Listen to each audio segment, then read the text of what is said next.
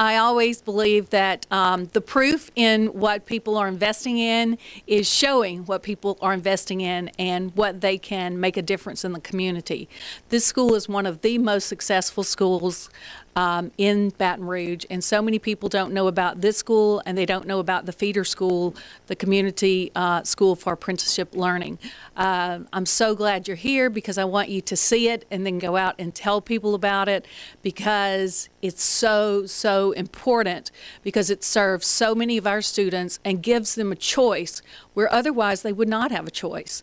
And as you see today, as we go on the tours, you will see amazing young people, and those amazing young people are in the culture that they are in because of the principal, Elisa Welsh. Madison Preparatory Academy is a Type 2 charter school here in East Baton Rouge Parish. I'm the principal. I'm also a 2009 graduate of the RLRP program. So I think we're here to see if my training prepared me for the job. The difference with this high school is the culture. I think the culture. We start working on the culture day one, and we start with the faculty, with our faculty retreat, which takes place 2 weeks before school starts. Okay, we start working with the teachers so that they understand the vision of the school and the direction that the school is headed in. And once we work with our teachers, and we start immediately with our students in ninth grade, entering ninth grade. The summer before ninth grade, the students attend what's called a bridge program, where they are exposed to high school classes, and they get help with reading skills, and they also get help with math application skills. And what makes the school unique is that we actually pull for buy-in from all stakeholders, secretarial staff, custodial staff, students, faculty. All stakeholders are part of the culture. We have buy-in. And it's very difficult, but we accomplish it. One of the most fascinating things about this school is the fact that we operate on block schedules. Students only take 4 classes at a time, and they can take a minimum of 8 credits a year. Now, everyone knows that you only need 24 credits to graduate. So if you stay on your academic program, you could complete all of your coursework by the end of your 3rd year, your junior year, and you could actually graduate early. We offer online courses as part of the extended day through Louisiana virtual school with the State Department of Education. All of our foreign languages are offered through Louisiana Virtual School, so there are some children or some students who are dismissed at 225, and there are others that are dismissed at 405. So some students actually get an opportunity to take 5 credits a semester rather than 4. I have a lot of experiences here. I know I experience a lot of hands-on things. I get out and be able to see the real world and be able to, you know, use the real world as a classroom, like things like that. We use the world as a classroom. For instance, our engineering class and our design technology class, drafting and design technology class, took a trip to look at bridges. It was a twofold lesson. For the design class, they were using this opportunity to sketch, and the engineering program was using it to decide what types of bridges they wanted to design and build using the elements of engineering. You can actually learn something by having fun. And that's what Madison Prep is all about. My experience at Madison Preparatory Academy has been wonderful so far. I love that it's a small environment, I get along with everyone, and I learn a lot. How have these classes guided you towards your college career path? Because they have helped me towards my career life, because they don't just give you things and teach you. They tell you, take this home, come back and read it as you would do in college. They will give you extra time. If it's due that day, it's due that day, and I feel that is how it is in college, and she teaches us how to do things in real life experiences. One of the first field trips that we took was a team building trip where we went to St. Francis, if I'm not mistaken, Marianne's Brown Farm. And it was a team building where we got together with our classmates and worked on team building activities to help us get better with our peers and classmates. I think what helped me the most was understanding that school is a business, you know, and understanding the relationship between community and school, the relationship that needs to exist between community and school. And I think a lot of schools miss that. A lot of programs miss that.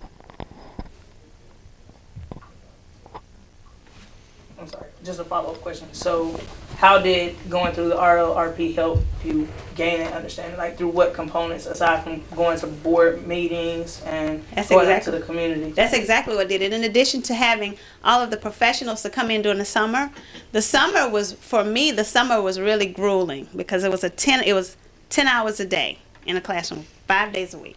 You know, it wasn't 4 days a week, it was 5 days a week. And so we were exposed to all kinds of professionalism.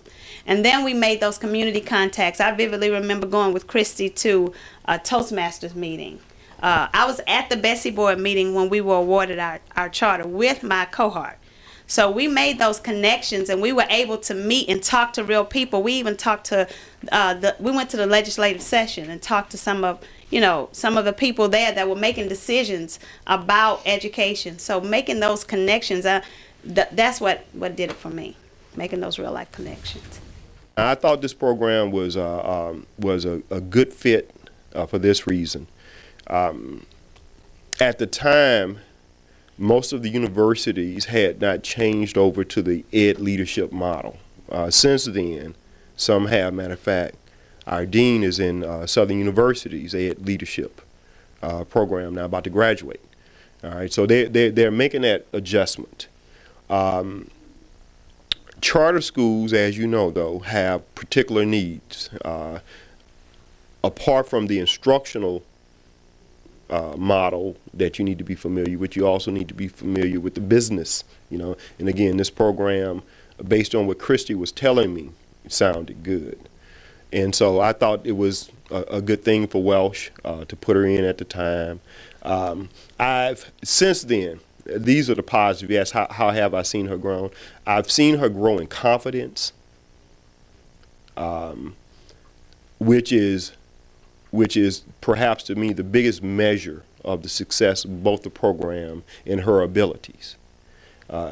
We don't, I don't worry about the management and operation of schools. I really don't. I think when she got this job, she was concerned that I would micromanage.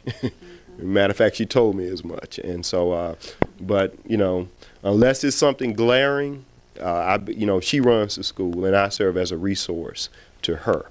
And so I think that confidence came because of partially her successes here, but I also think RLRP gave her a good foundation as a school leader. And just to give you an idea of how RLRP is a little bit different from a traditional university program, some of our classrooms consist of House and Senate Ed committee hearings. They consist of Bessie committee meetings. They consist of high and low ropes courses. They consist of project-based learning. They all have an individual growth plan. We work with them not only summer 1, but also summer 2 that we kind of call graduate school. And then throughout the year, we have Saturday seminars, which is a leadership series. We're funded by the Huey and Angelina Wilson Foundation. And then we're also funded by a very large federal grant, so we're able to bring this to Baton Rouge. And as we know, the school is only as good as the leader that it serves.